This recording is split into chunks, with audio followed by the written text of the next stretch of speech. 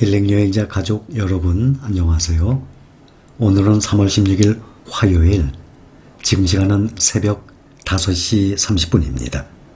어제부터 미국의 서머타임 적용이 돼서 주식시장이 1시간 일찍 시작하고 1시간 일찍 끝납니다. 11시 반에 시작했죠. 그리고 새벽 6시에 끝났는데 오늘부터는 10시 반에 시작해서 5시에 끝났습니다. 또다시 연일 역사적 최고치를 계속 경신 중에 있어요. 다우가 32,953, 조금만 넣으면 33,000 되죠. 며칠 전에 32,000 넘었어요.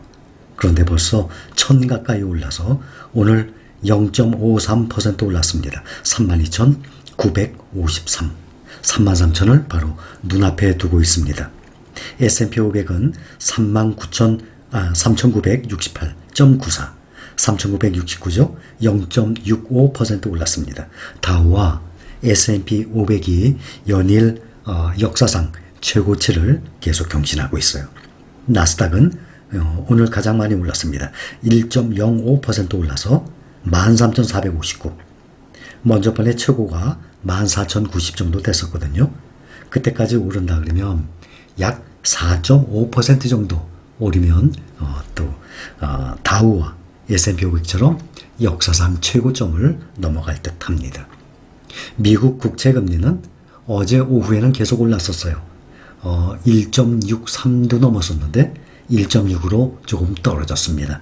그래서 덕분에 나스닥이 1% 이상 상승을 했어요.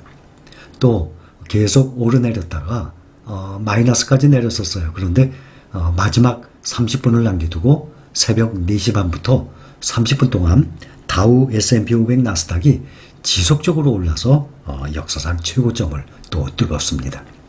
이 중에서 팡플러스주를 한번 보겠습니다. 애플과 테슬라가 나란히 2%대 상승을 했어요.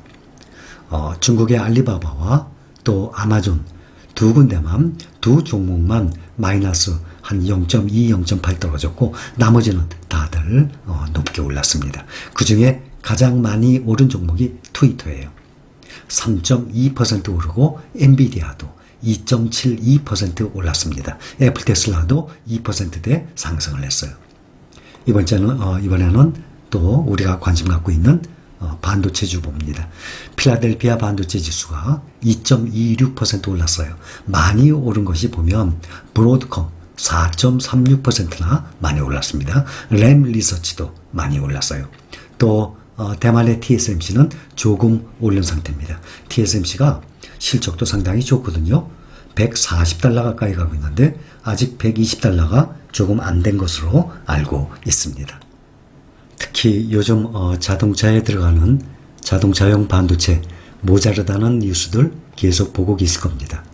또 각종 여러 가지 부품에 들어가는 D램 가격 석 달 새 50%나 급등을 했다고 합니다. 그래서 슈퍼사이클 앞으로 본격화가 될 텐데 삼성전자의 이번에 1분기 1, 2, 3월에 대한 매출 영업이익은 그렇게 크게 오르지는 않을 것 같습니다. 다만 2분기부터 시작해서 2, 3, 4분기 갈수록 또 내년으로 갈수록 아마 매출과 영업이익이 급격히 늘어날 것으로 보입니다. 비대면 수요가 작년부터 상당히 많이 증가했어요. 그래서 노트북, 일반 PC, 서버용 수요가 급증을 하고 있습니다. 거기다가 얼마 전에 미국의 한파로 생산이 중단이 겹쳤어요. 그렇게 해서 각종 이 메모리 반도체나 파운드리 공급에 큰 차질이 생기고 있었습니다. 가팔라지는 반도체 가격 상승세가 눈에 두드러지게 오르고 있습니다. 2분기의 서버 D램은 10%에서 한 15% 정도 오를 것으로 보고 있습니다. 또한 올 한 해 서버 D램 한 40% 이상 증가될 전망으로 보고 있습니다. 한국경제와 화상 인터뷰를 한 내용이 있어요. 여러분들과 함께 공유를 합니다. 하워드 마크스라는 회장이에요. 세계 최대 고위험 고수익 채권 전문 운용사인 오크트리 캐피털이에요. 거기에 공동 창업자인데 하워드 마크스, 이 사람이 운용하는 자산 규모, 이 회사의 규모는 약 168조 원, 엄청나죠? 170조 정도 됩니다. 이 사람이 시장에 대한 시각과 투자 전략 등을 담아서 발표를 하는 그 메모에는 버크셔 해서웨이 회장 워런 버핏도 반드시 읽고 있다고 알려져 있습니다. 15일 어제 한국경제신문과의 화상 인터뷰를 했어요. 그런데 이 사람이 인터뷰한 거의 내용 중에 포인트가 뭔가 하면 펀드와 같은 간접 투자 방식으로 미래가 밝은 기술주에 적극 투자해야 합니다 했어요. 내용을 읽어보니까 일부는 저도 인정을 합니다. 또 제가 그렇게 투자하고 있고 또 일부 내용은 또 저의 생각과 반하는 내용입니다. 이 내용을 여러분들과 같이 공유를 합니다. 한국경제신문과의 화상 인터뷰에서 기존 가치 투자자의 사고방식에서 벗어나야 한다 라고 여러 차례 강조를 했습니다. 최근에 크게 달라진 투자 환경을 겸허하게 받아들일 것이다. 다만 빠르게 성장하는 기술 회사들의 그 가치를 주가 수익 비율 PER이라고 합니다. 보통 성장성이 강한 기술 기업들은 이 PER이 높아요. 이러한 주가 수익 비율 같은 과거의 잣대로 재단해서는 안 된다고 강조를 했습니다. 공장 설비 등 유형자산 투자가 필요했던 과거와 달리 이러한 기술주들 하이테크 회사들은 경영 능력과 기술력만 갖추면 공장 사실 필요 없죠. 또 생산을 해내기 위한 이런 시설 설비 그 필요 없죠. 자본시장의 지원을 받아 빠르게 시장에서 우월적 지위를 차지할 수 있기 때문이다. 아마존의 클라우드 서비스처럼 다양한 수익 모델을 개발해서 기대 이상의 현금을 벌어들일 수 있다는 게 마크스 회장의 설명이다. 뉴저지 자택에서 화상 인터뷰를 했다고 합니다. 수많은 하이테크 이 기술 기업 중에 누가 승자가 될지를 예측하는 것은 비전문가로서는 불가능한 일이라고 말했다고 합니다. 당연하죠. 전문가도 사실 쉽지가 않습니다. 이런 하이테크 이 기술주들 중에 누가 앞으로 뛰어나갈지 그것을 어떻게 알겠습니까? 예측만 할 뿐이지. 그런데 우리와 같은 일반 개인 투자자들은 당연히 불가능한 일이겠죠. 예를 들어서 테슬라의 미래에 대해 전혀 알지 못하는 비전문가가 주가가 오를지 내릴지 판단해서 한 방향으로 베팅하는 것은 투자가 아니라 도박이라고 지적을 했습니다. 마크스 회장은 특히 작년같이 낙관론이 팽배한 시장에서는 모든 기술주가 최종 승자가 될 것처럼 보이기 때문에 개인 투자자가 직접 투자하는 것은 대단히 위험하다라고 강조했습니다. 저 또한 일부는 인정합니다. 그래서 개별 종목보다 ETF를 좀 더 선호하는 상황이에요. 근데 이 회장 얘기는 ETF보다 상장지수 펀드 ETF보다는 액티브 펀드 매니저가 운영하는 뮤추얼 펀드를 통해서 기술주에 투자할 것을 권유했다 했어요. 저는 이거와 생각이 다릅니다. 자, 우리가 간접 투자하는 게 있어요. 증권회사에 무슨 펀드에서 입금을 합니다. 돈만 입금을 해요. 약속된 금액을 매달 100만 원, 50만 원. 그러면은 펀드 매니저가 알아서 계속 사고 팔고 합니다. 매도를 지속적으로 이어나가고 있습니다.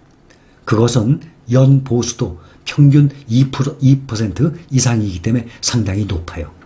저는 그러한 간접 투자 상품보다는 이 사람이 얘기하는 액티브 펀드, ETF에서도 액티브 펀드가 있어요. 패시브 펀드가 있고 액티브 펀드가 있어요. 차라리 이 사람이 얘기하는 것처럼 액티브 펀드 매니저에게 맡긴다기보다는 ETF 종목 중에 액티브한 ETF가 있어요. 예를 들어서 아크 인베스트의 ARKK 같은 경우 대신 연 보수는 좀 높죠. 무슨 뜻인가 하면 내가 직접 개별 종목을 사듯이 ETF 종목을 사는 겁니다.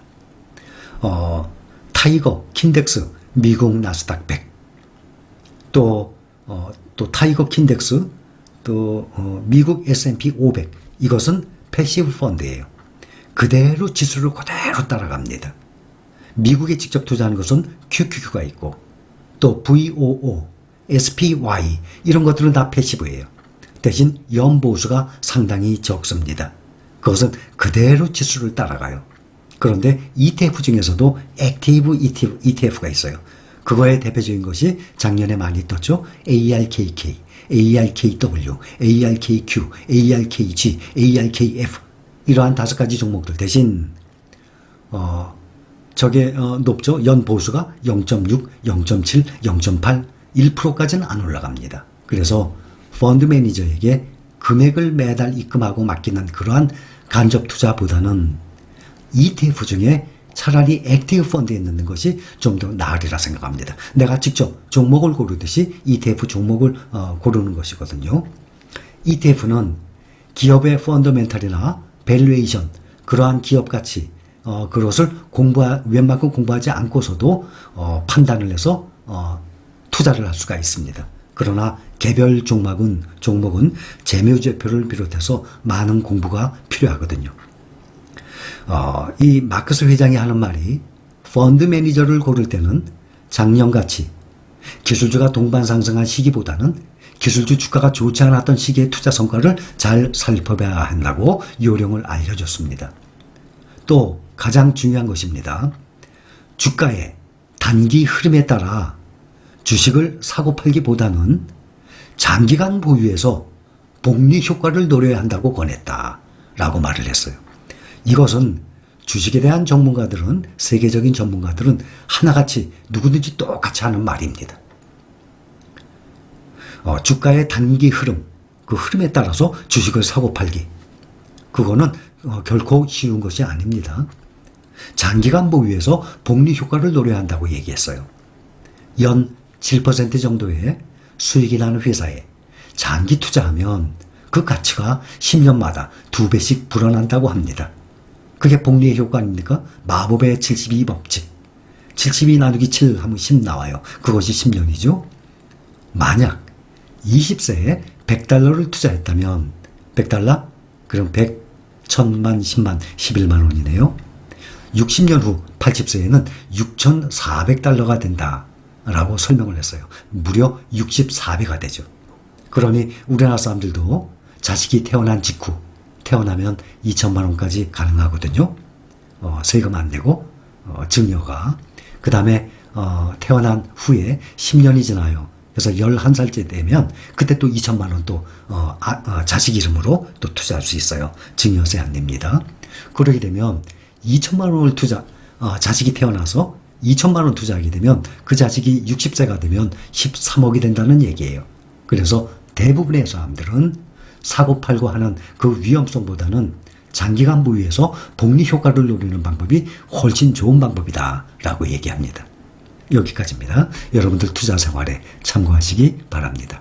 감사합니다.